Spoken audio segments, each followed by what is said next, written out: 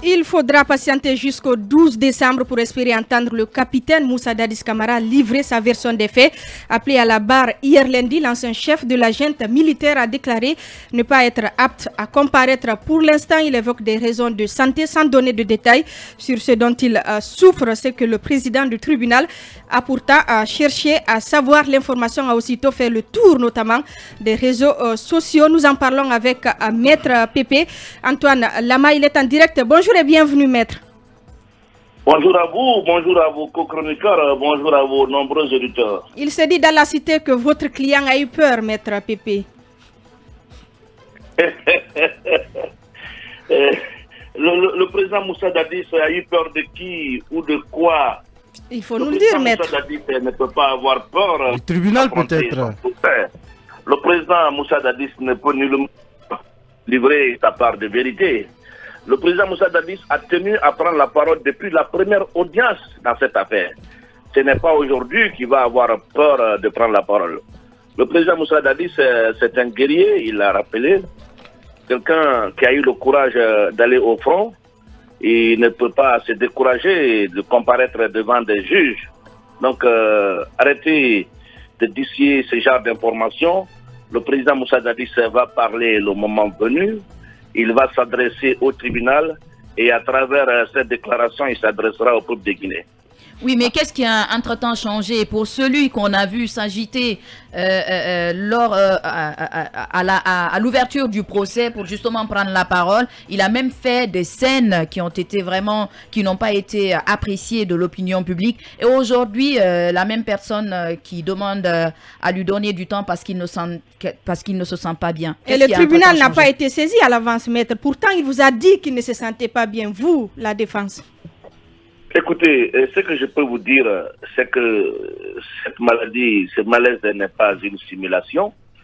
Le président Moussa Dadis veut être très bien en forme pour s'adresser au tribunal et à travers cette déclaration. Il a eu 13 ans pour cela, Maître. Oui, mais écoutez, on peut se préparer pendant 13 ans et qu'à la veille de l'audience, on tombe malade. C'est ce qui est arrivé. C'est pas exclu. Et le tribunal l'a bien compris, c'est d'ailleurs à bon droit. Et il n'a même pas discuté. C'est la personne qui est jugée qui est mieux placée pour dire que je me sens bien ou pas. Nous sommes tous des malades ambulants, mais tout le monde ne peut pas savoir qu'on est malade. On peut sentir des malaises qu'on ne peut pas l'apprécier de l'extérieur. Alors si la personne qui est jugée vous dit que je ne suis pas en forme, je ne suis pas à même de parler comme je veux parler, mais on doit respecter ce droit. Je regrette que cela fasse l'objet de polémiques dans la cité, et chose que nous déplorons. C'est une polémique stérile, c'est une question de droit qui ne mérite même pas être discutée. Et pourtant, pour certains observateurs, Maître Lencourt, si vous permettez très rapidement, c'est une stratégie de la défense qui ne souhaite pas voir Dadis passer à la barre à ce stade du procès. Je vais vous dire, le président Moussa Dadis avait le droit hier de garder le silence et sa défense serait à mesure même de plaider ces dossiers-ci. Le tribunal le souhaitait ainsi. Et depuis la première audience jusqu'à date, aucun accusé n'a déclaré à la barre de ce tribunal avoir été envoyé au stade par Dadis. Aucun n'a rapporté la preuve que c'est Dadis qui a donné des moyens ou des instructions à qui que ce soit d'aller commettre une infraction au stade. Et en matière pénale, la charge de la preuve incombe à l'accusation. À date, aucune preuve sérieuse n'a été déposée par devant ce tribunal pour justifier la participation du président Moussa Dadis à la commission des faits poursuivis. Alors, sur la base de quoi il peut avoir peur de parler? Maître, sur le fond, Maître, de quoi il peut avoir peur? Maître, nous estimons qu'à date, rien qu'à date, le président peut même s'abstenir de parler et ce dossier peut être plaidé en sa faveur. Oui, Maître, beaucoup se questionnent aujourd'hui sur la lucidité de votre client. Votre client, il fait assez de manies. Est-ce que vous pouvez rassurer que Moussa Dadis Camara est stable? Arrêtez ça, s'il vous plaît. Arrêtez ça. Ayez un peu de respect pour le président Moussa Dadis Camara. Je pense que c'est quand même un chef d'État. Vous pouvez ne pas l'aimer. Et vous pouvez ne pas être... Personne ne déteste. Qu'est-ce qui explique sa manie, Maître? Qu'est-ce qui explique sa manie? Je refuse quand même un tel propos. à l'égard du président Moussa Dadis Camara. Le président est bien lucide, il jouit pleinement de ses facultés mentales.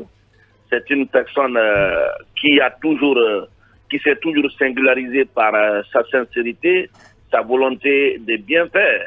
Il n'a jamais eu l'intention de faire du mal à qui que ce soit. Comprenez un peu parfois son caractère impulsif. C'est d'ailleurs le commun des hommes sincères. Mais ça n'a rien à voir avec ce que vous êtes en train de décrire. Il est bien portant.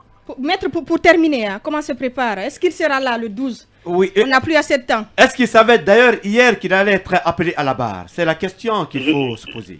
Justement, personne n'était dans le secret du tribunal.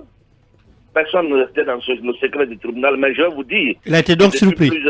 Depuis plusieurs semaines, il ne cesse d'attirer notre attention sur la question. Et puisque nous ne savons pas qu'il allait être appelé aujourd'hui et hier, autant pour moi, nous n'étions pas en mesure de soumettre une demande à cet effet. Raison pour laquelle la question a été posée aussitôt qu'il a été appelé. Donc vous avez été surpris, tout comme le capitaine. Désemparé. Maître, si vous permettez, vous allez garder la ligne. On va aller en pause et vous retrouver juste après. Je vous en prie. Maître Pépi Antoine Lama, avocat de Moussa Dadis Camara. Nous revenons dans un instant. On reste sur le procès du massacre du 28 septembre Ibrahima Soulien Konsouma. Oui, ce procès, hier, ça a été une journée de gâchis pour beaucoup de citoyens puisque, vous savez, on est désormais habitué aux écrans du lundi au mercredi. Et c'est comme si on nous punissait pour un mois parce qu'on va mettre une semaine sans regarder le procès. Mais ce qui a surtout marqué le public, c'est le fait que le capitaine, et hier, en tout cas, n'est pas comparu comme prévu, avec beaucoup de questions, vous l'avez dit, beaucoup estiment que le capitaine n'était pas préparé, c'est pourquoi toutes ces maladies. Alors, une question que je vais poser à Maître. Il est là. Hein? D'accord. Maître, bon retour à vous. Oui, mon cher, comment ça va? Ça va, merci. Alors, on apprend qu'aucun des prévenus n'est informé avant d'être appelé à la barre. Est-ce que, tout à l'heure, j'ai posé la même question, est-ce que le fait que ça a été le cas pour votre client n'a pas causé de désagrément? Et pourquoi vous n'avez pas prévenu le tribunal de son état de santé avant qu'il ne soit appelé? Non, écoutez, c'est vrai qu'aucun accusé n'est prévenu ou n'a la certitude qu'il pourrait être appelé un jour ou un autre. Mais tous les accusés viennent dans la salle avec à l'idée qu'ils peuvent être appelés d'un moment à l'autre. Alors si vous n'avez pas la certitude que vous serez appelé, par moment, certes, vous pouvez prévenir. Ça a été le cas du président Moussa Dadis. Il avait quand même prévenu à travers l'administration pénitentiaire, à travers ses avocats qui ont quand même remonté cette situation au niveau du tribunal. Et à la barre, la question a été posée, le tribunal n'a même pas été discutée. Pardon? C'est pas ce que dit le tribunal, maître. Non, écoutez, je vous dis que la question a été remontée au tribunal très tôt le matin. Mais puisque le débat, c'est à l'audience, il fallait quand même que la question soit posée publiquement. Sinon, l'administration pénitentiaire avait déjà remonté l'information à travers le parquet. Et ses avocats aussi avaient quand même mené des démarches dans ce sens. On va essayer d'avancer. N'ayant pas la certitude qu'il allait passer. Voilà, pour nous, peut-être que ça pourrait être un autre ou lui, bon. Mais le choix du tribunal est tombé sur lui. Vous savez, le tribunal a quand même la souveraineté de décrire ou de décider de l'ordre de passage. Personne ne peut l'en empêcher. Alors, est-ce que votre client a déjà vu un médecin et est-ce qu'il va effectivement comparaître le 12? Mais, écoutez, hier, il ne se sentait pas bien, il a comparu. Il a toujours comparu. Pourquoi il va refuser de comparaître? Je vous ai dit que depuis la première audience de cette affaire, il était pressé pour prendre la parole. Souvenez-vous, ce jour, il était très bien en forme. Il s'exprimait avec vivacité, vigueur. Ce n'était pas le cas hier. Ce n'est pas l'homme que vous connaissiez en 2009 que vous avez vu hier. Vous l'avez vu un peu déprimé et un peu affaibli. Ce n'est pas la même personne. Je pense que ces indicateurs devraient quand même amener tout le monde à comprendre que le président Moussa Dadis n'est pas dans le meilleur de sa forme et de respecter vraiment sa décision de ne pas parler, de ne pas s'exprimer, à partir du moment où il ne se sent pas en mesure de le faire à sa satisfaction. On a compris donc le message essentiel. Grand merci à vous, Maître Pépi Antoine Lama. C'est moi qui vous remercie. Avocat, donc l'un des avocats de l'ancien président, donc Moussa Dadis Camara, on l'a écouté. Hein? Oui, on l'a écouté. Je pense que lui-même, il le dit, hein, il était désemparé. Hier, il n'était pas assez préparé. Il a été en quelque sorte surpris. Mais moi, je considère quand même que Dadis a fait une mauvaise entrée dans ce procès-là. Je croyais qu'il allait vraiment être mieux outillé, mieux préparé, parce que c'est important le premier coup, marquer les esprits dès le premier coup, c'est extrêmement important.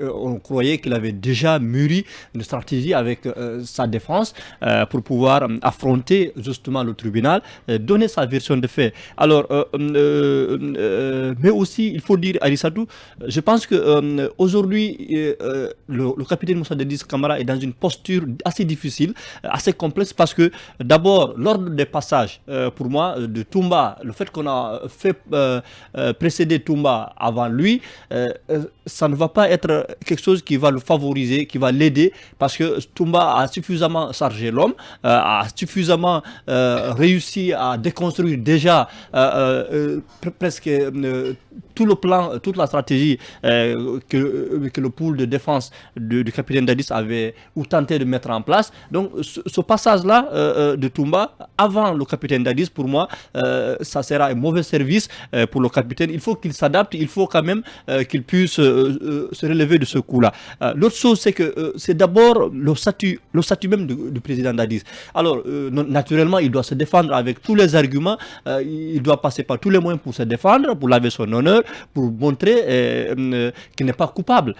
Mais au même moment, l'opinion publique sera un peu regardant sur tout ce qu'il va dire, sur toute la posture qu'il va adopter, parce qu'on dira, oui, il ne doit pas dire ça, il ne doit pas faire ça, il ne doit pas se comporter comme tel, parce qu'il a été ancien chef de l'État. Donc, vous voyez cette complexité dans laquelle il va se trouver. Donc, on va non seulement lui dire de se justifier, de s'expliquer, mais naturellement, il doit utiliser les moyens qui sont à sa disposition, mais cette même opinion voudra être exigeante vis-à-vis de lui.